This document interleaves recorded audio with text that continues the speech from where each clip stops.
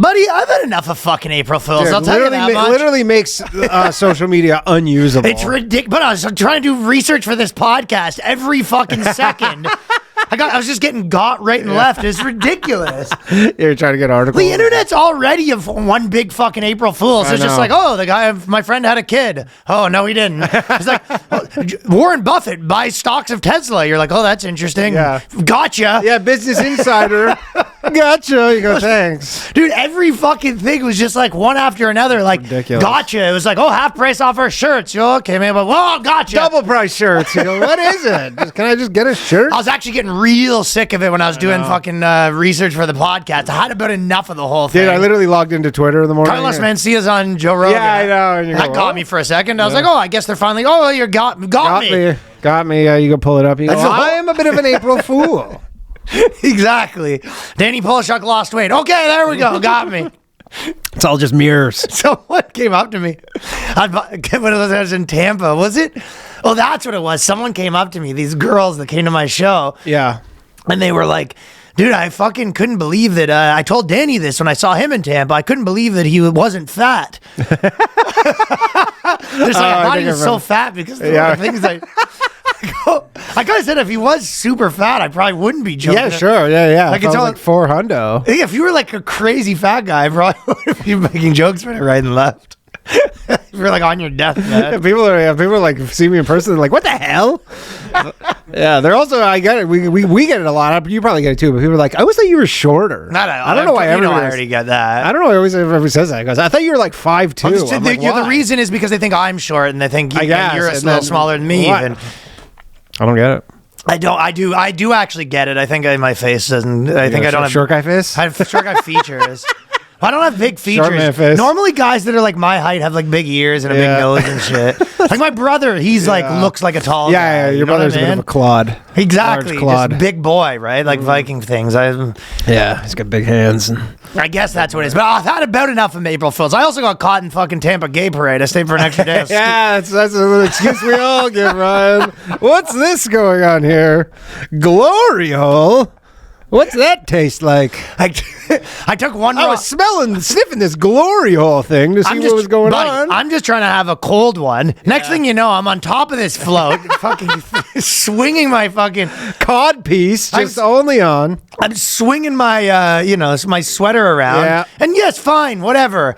Tampa has gay parades? It was the gay weekend that I was there. I didn't actually get caught in the actual parade, but the whole city got overtaken by these people. Interesting. I thought they were against every place. No, I thought that goes against the ethos of Florida. No, they probably go extra hard because they're just like rubbing DeSantis. Take this fucking DeSantis. You don't want us to say gay? How about this? How about we all wear jock straps and nothing else? Take like this. Everywhere you went, did you go to a place where a guy would be playing a song on acoustic guitar that normally would have been like, you'll have to excuse me, I'm not at my best. And today he was just like, a bucket of cum. Like slurp it up, drink it up.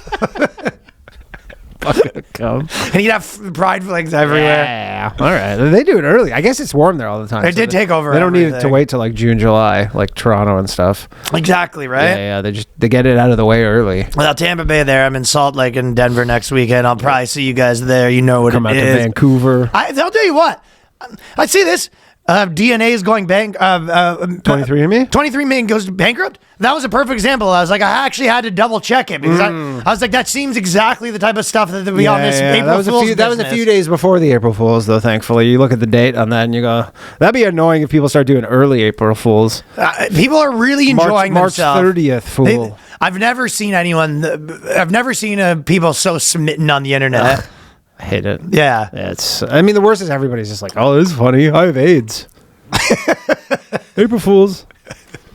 Don't have AIDS. Do you think that 23andMe is going bankrupt because the diversity stuff's kind of wrapping up? I don't know. I mean, it's so hard to tell because it can easily just be one of those like tech things where they go, yeah, we lost $500 every single time someone submitted their stuff to us. That was a $500 And we were just loss. waiting till we found something to do with this DNA, and we never did. And we'll figure like we'll use the sequencing. We were hoping that we were going to find like a really rich gay guy that was just going to buy all the DNA. Exactly, or like the sequencing would have a value that we didn't quite understand right now, and then we'd unlock it. And it's crazy because the YouTube CEO's sister was the founder. Really? Yeah, Susan Wojcicki or whatever her name is. That's her sister started 23andMe. Huh. Bunch of scammers. Well, that is possible. So maybe they've just Good been news losing for the money the serial whole killers, time. though.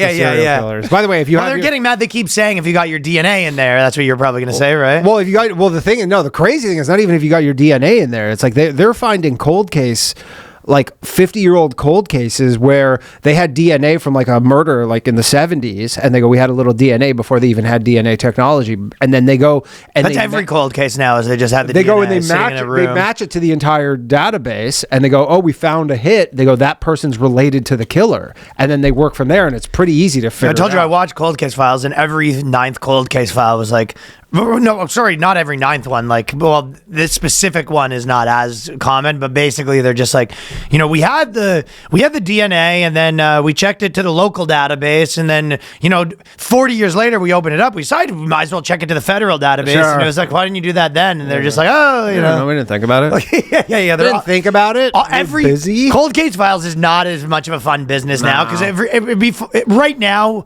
generally the cold case is just like they tried it and they're still trying to make it into a TV show. So all of this stuff is like, we went back and interviewed this guy and then we checked the DNA. Yeah, I don't know why we don't do We got that a ding. first. Bad TV if you check the DNA first.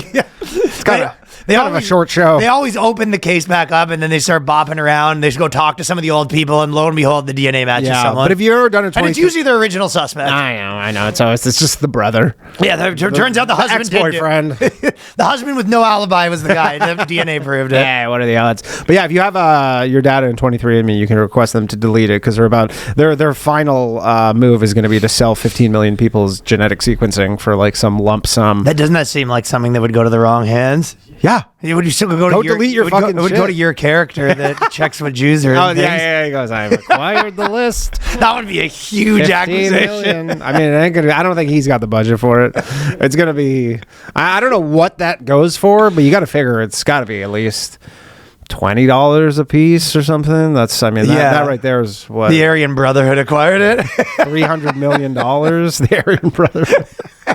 I mean, it's going to be hundreds. In a big acquisition, the Aryan Brotherhood has acquired DNA. Yeah, it's 23andMe. the Aryan Brotherhood's ringing the bell at the New York Stock Exchange today after they acquired 15 million genetic sequences.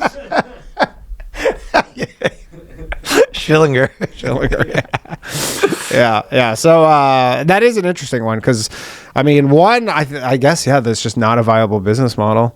Or it's one of those things where the people who wanted to do it did it, and then everybody's like, okay, well, I did it. Like all the boomers. That's what I thought. All the boomers who want their family trees, like my mom. Who wants to do it that hasn't yet? Yeah, like my mom is like jazzed about it. She like does it. And she goes, look, I found like a cousin in fucking 1744 and some. If you are old, that's a fun thing to spend a week on. Yeah, it is. My mom's got got a whole family tree. Right. Going back hundreds of years. Star Davids everywhere. So, huh? it's all just my list. Just all Jews, stars on everybody.